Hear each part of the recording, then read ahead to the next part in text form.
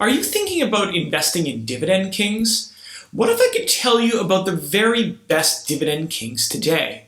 Well, not the entire list, but let's say the top 5. Well, in this video, I'm going to do just that. And with the help of Sure Dividend, I'm going to tell you the 5 best dividend kings you can buy today.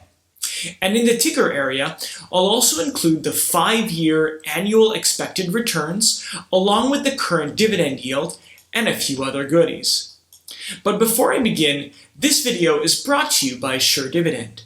Sure Dividend helps investors find high-quality income securities for their retirement and financial freedom portfolios. And the Sure Dividend newsletter analyzes their top 10 high-quality dividend growth stocks each and every month. Stay tuned, and I'll be giving you a coupon code for a nice discount. Okay, so the following 5 stocks are Sure Dividend's top-ranked dividend kings today, based on expected annual returns through 2026. And the stocks are ranked in order of lowest to highest expected annual returns. Total returns include a combination of future earnings per share growth, dividends, and any changes in the PE multiple. Oh, and if you haven't already done so already, now's a great time to go ahead and hit that subscribe button. That way you'll never miss any of my future videos. Okay, so dividend king number 5 on the list is Farmers and Merchants Bancorp. They were founded in 1916. Farmers and Merchants Bancorp is a locally owned and operated community bank with 32 locations in California. Due to its small market cap of around $700 million and its low liquidity, it passes under the radar of most investors. Nevertheless, F&M Bank has paid uninterrupted dividends for 86 consecutive years and has raised its dividend for 56 consecutive years. The company is conservatively managed, and until 4 years ago, they had not made an acquisition since 1985. However, in the last 4 years, it's begun to pursue growth more aggressively. It acquired Delta National Bancorp in 2016 and increased its locations by 4. Then, in October of 2018, it completed its acquisition of Bank of Rio Vista, which has helped F&M Bank to further expand in the San Francisco East Bay area. On July 26th, the company reported second quarter financial results. F&M Bank reported a net income of $16.2 million, an increase of nearly 13% from the second quarter of 2020. On an earnings per share basis, earnings were $20.45, up 13.4% year over year. Shares trade for a PE ratio of about 11, and Sure Dividend's fair value estimate is 12. An expanding valuation multiple could increase annual returns modestly each year. Combined with a 5% expected earnings per share growth and the 1.7% dividend yield, total returns are expected to reach 9.2% per year over the next 5 years. Okay, so dividend king number 4 on the list is Stanley BLACKDECKER, a world leader in power tools, hand tools, and related items. The company holds the top global position in tools and storage sales. Stanley BLACKDECKER is second in the world in the areas of commercial electronic security and engineered fastening. The company reported second quarter results on July 22, 2021. Revenue grew 36.5% to $4.3 billion, topping estimates by $70 million. Adjusted earnings per share of $3.08 compared very favorably to adjusted earnings per share of $1.60 in the prior year. Organic growth remains high, with a 33% increase in the second quarter. Sales for tools and storage, the largest segment within the company, were higher by 46%. And this is the 4th consecutive double-digit increase for the segment and the second 40% plus quarter. Also, Stanley BLACKDECKER raised guidance once again. The company now expects adjusted earnings per share in the range of $11.35 to $11.65 for 2021, up from $10.70 to $11.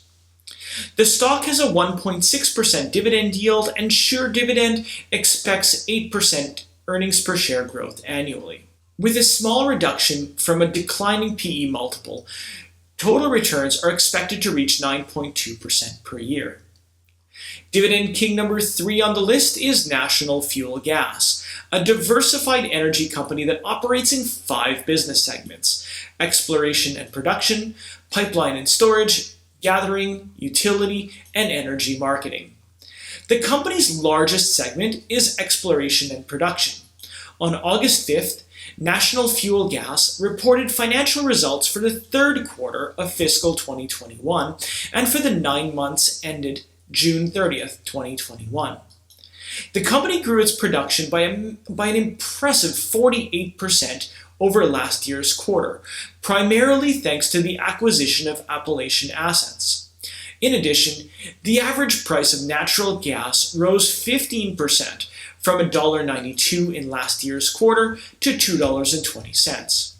As a result, adjusted earnings per share grew 63% from 57 cents to 93 cents and exceeded analysts' consensus by 11 cents.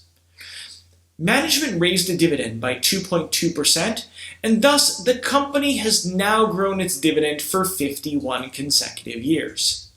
The pandemic has affected the natural gas market much less than the oil market.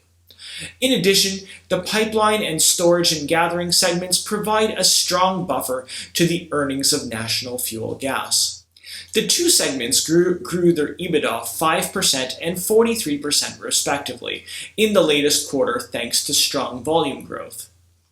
Management also raised its guidance for a 4th consecutive quarter thanks to favorable commodity prices. It now expects earnings per share of $4.05 to $4.15 versus a guidance of $3.85 to $4.05 for a 40% growth at the midpoint. It also initiated guidance for earnings per share of $4.40 to $4.80 in fiscal 2022, implying a 12% growth at the midpoint, thanks to an improved outlook for natural gas prices and the completion of the FM100 expansion project. Based on expected adjusted earnings per share of $4.05, National Fuel Gas stock trades for a PE of 12.9. And Sure Dividend's fair value estimate is a PE of 15, implying that the stock is undervalued. Also, the stock yields 3.5%, while Sure Dividend also expects 4% annual earnings per share growth, and total returns are expected to reach 10% per year. Alright, so before I get to number 2 on the list, remember that promo code I mentioned earlier for the Sure Dividend newsletter?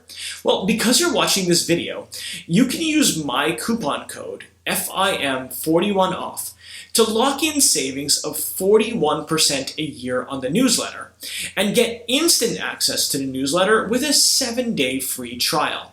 I also went ahead and left you a link in the description below. Go ahead and check it out, I think you'll like it.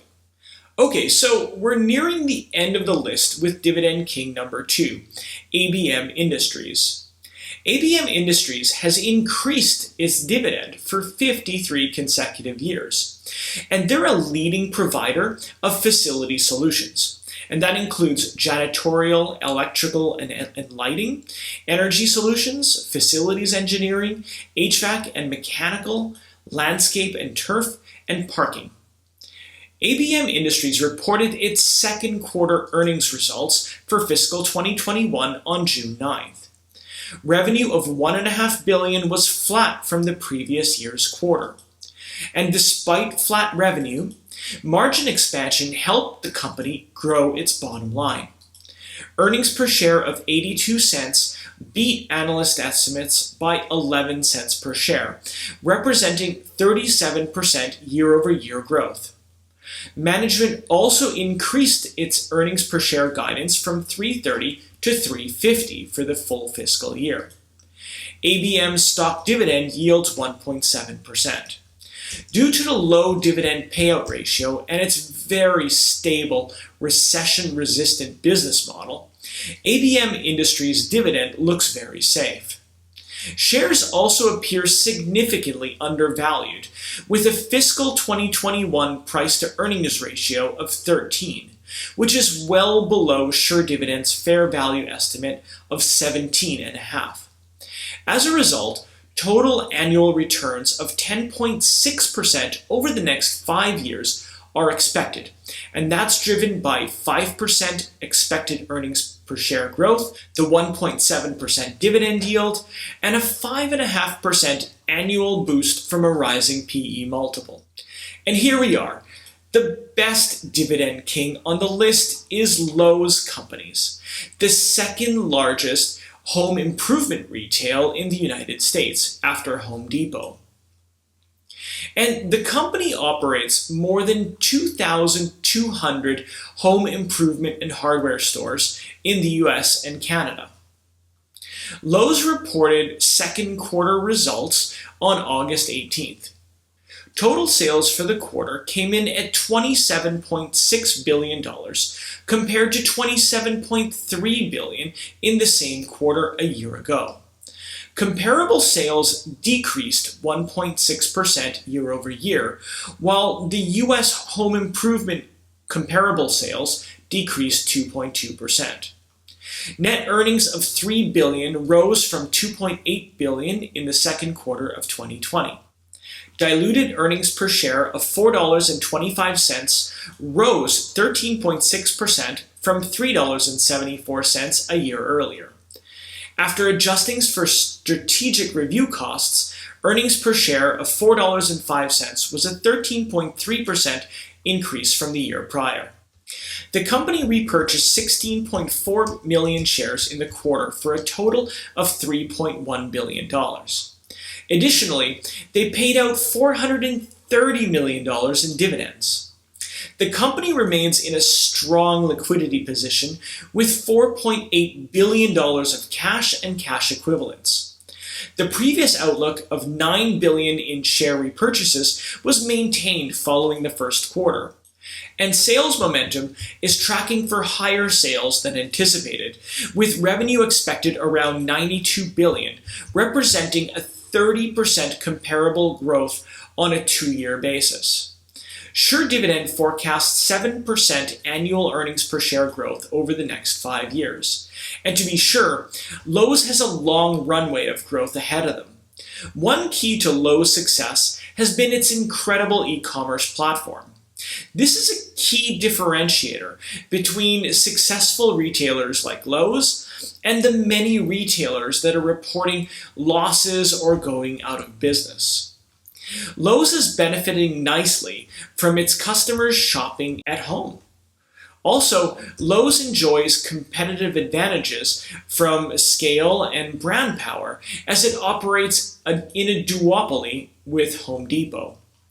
Neither of the two are expanding their store count significantly, and neither is interested in a price war. As a result, both should remain profitable, as the home improvement market in the US is large enough for two companies to succeed.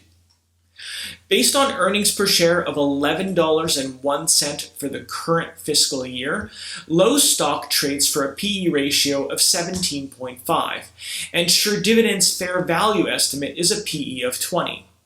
So the combination of multiple expansion, 7% expected earnings per share growth, and the 1.7% dividend yield lead to total expected returns of 10.7% per year through 2026, making it the top dividend king on the list. So what do you think?